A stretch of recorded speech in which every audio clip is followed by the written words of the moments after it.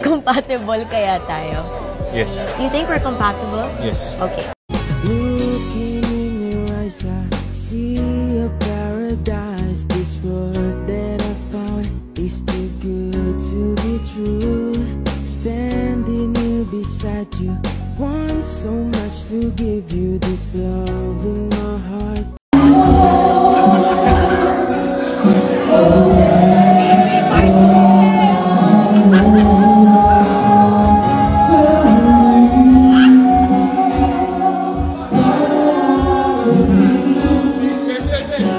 Hello Captain fans! So narinig nyo ha, kinanta na naman ni Soy Team ang kanilang kantang Palagi mga kasambreros na theme song nila no, nung sila po ay nasa promo or yung mismong Hello Love Again mga kasambreros.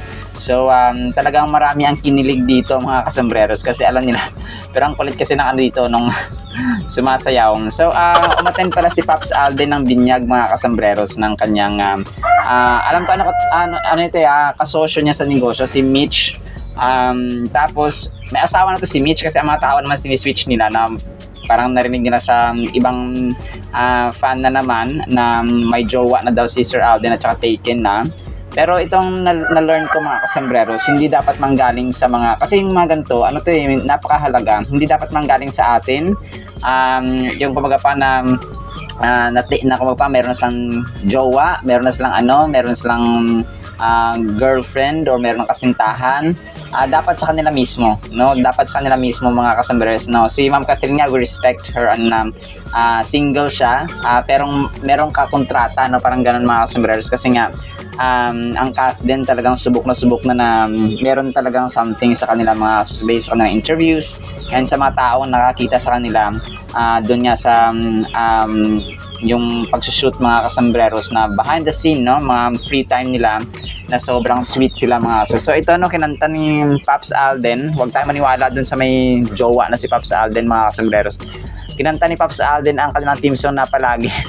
So habang yung itong si Tony Tones ba ito nag-post, no, ginawang sayaw-sayaw ito mga kasambreros na sobrang kulit po mga kasambreros.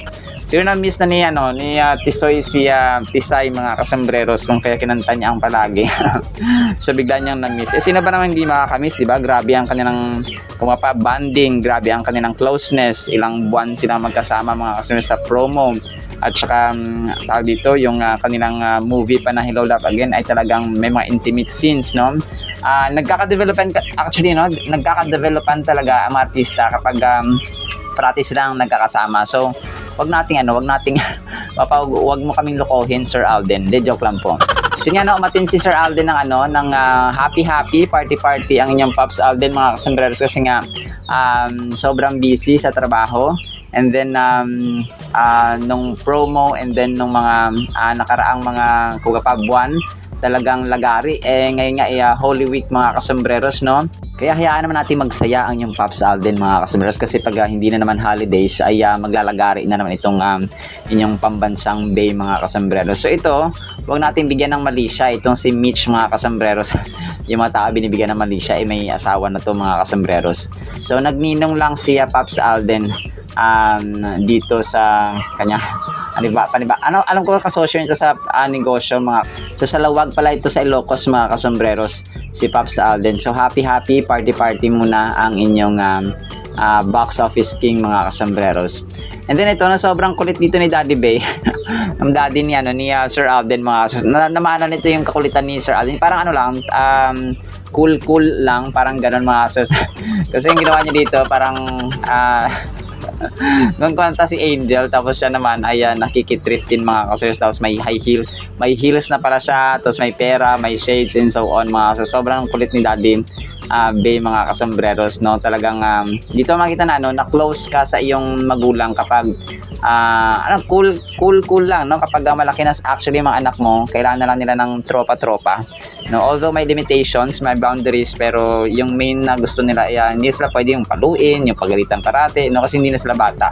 So according po yan sa research na kapag ang bata po ay 2 years old, 4 years old, 5 years old, pwede pa silang paluin. Strict yung training, kumbaga pa, no? 6, 7, 8, Tapos pagka 9, maglalaylo na ng konti, no? Tapos 10 to 12 naman, yan, medyo medyo slighter na ang disiplina. Talagang nag-preach dito, no? Sa parehan mga kasumbrers, no, ang daming pictures ni Pops Alden dito at saka nung kanyang mga inaanak at saka mga kumare-kumpare, mga panyero-panyera, mga kasambreros, no. So naka all white sila. Parang siya, no, parang kapatid ni tawag dito ni yung husband ni Rochelle Pangilinan, si Art Sulinap. Yun ba yun? So parang gano'n na magkamukha sila nung yung isa, mga kasambreros. So happy ang inyong Pops Alden ngayon, mga kasambreros. Tapos and then ito, non-recall ko na compatible sila, mga kasambreros, no? Compatible talaga sila. Kasi nga nagkakasundo sila sa mga maraming bagay, mga kasambreros. Lalong-lalo na sa kakulitan at saka sa pagkain. Kasi food is life sa dalawang ito, no? Pinagluluto ni Ma'am Catherine si Sir Alden sa Canada. Ang sweet naman ng inyong Mrs. Fulkerson. So yun po yung ating items sa Kathleen, mga kasambreros. Abang-abang tayo mamaya kasi kumapa yung VP Choice Awards. Sana ay masungkit ng inyong box office king at box office queen, mga kasambreros. So sana po ipangyan po natin ang Word of God. At para po sa ating Word of God ay sobrang ganda po nito, mga kasambreros. Ang title po natin ay Ibang Tingin. Mateo 5:28, ngunit sinasabi ko sa inyo, Jesus Christ speaking, ang sino mang tumingin sa isang babae ng may pagnanasa ay nangangalunya na sa babaeng iyon sa kanyang puso. Sa English po, New Living Translation, but I, Jesus, say anyone who even looks at a woman with lust has already committed adultery with her in his heart. So, yung verse po na ito, mga kasambreros, kung titinan po natin sa 27 pa, kasi 28 ito, 5:27, you have heard that it was said, you shall not commit adultery. Yun yung verse 27, mga kasambreros. And then, yun nga, sinabi ni Jesus Christ na, but I say, anyone who even looks at a woman with lust has already committed adultery with her in his heart. So, ito, mga kasambreros, no, talamak talaga ito ngayon kasi marami sa social media ang kumbaga pa nakaka-tempt, no? Maraming temptations sa Facebook Reels, sa TikTok, no? Ang daming options na kumbaga pa kahit mga kanta, no? Magkakaroon ka ng green-mindedness, nagkakaroon ka ng idea na ito medyo bastos na kanta, ito, no, nagpapakita ng katawan, ito nagpapakita ng ang daming temptations po ngayon, mga kasambreros. And yung adultery, no, yung verse nito, mga kasambreros, in general, ay nagtuturo sa atin ng significance, no, ng thoughts and intentions. Ang ating iniisip ay kalakip yan ng intention. Kunwari, nagpaplano ka na pumunta sa ganito or gawin ng ganitong activity or yung ganito.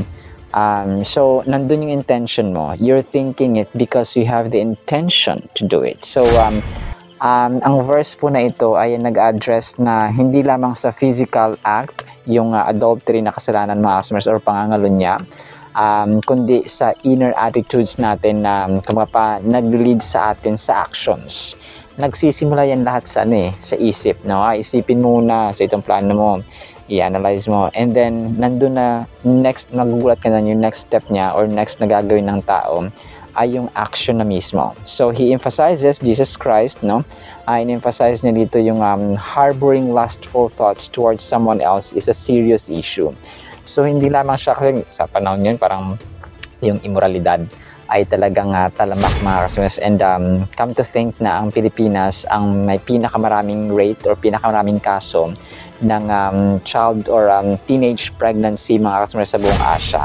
So medyo nakakaya because we are the only Christian country sa Asia, or the first Asian country na maging Kristiyano, mga kasambreros, na pero tayo pa yung may pinakatalamak or pinakamataas na issue ng teenage pregnancy. So kung ikaw ay magulang, kailangan mo talagang maging wais at saka turuan sila, mga kasambreros, as much as possible. Number one talaga yung Word of God, kasi hindi natin sila mabantayan, but if the Word of God is with them, na itanim ng mga kasambreros, ay sasamahan sila ng banal na Espiritu saan man sila mapunta, yung mga anak natin. This teaching also resonates well with other parts of Scripture. So for example, in Proverbs 4:23, we are warned to guard our hearts because everything we do flows from it.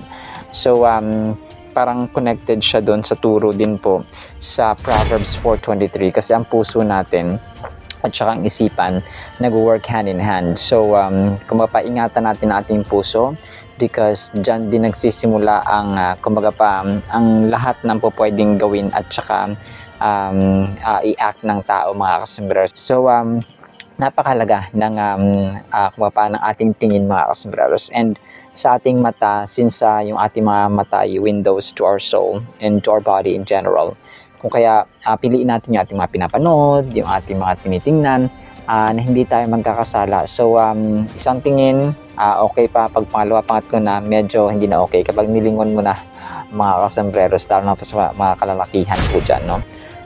Tayo po ay nagkakasala, hindi natin nalalaman. Alright, so in the meantime nawa po ipagpalain po tayo ng pag-ibig, pananampalataya at pag-asa in the mighty, holy, sweet, magnificent, our Lord Jesus Christ. And everyone said, Amen and Amen. See you sa next episode po, mga kasambreros, and paalam po.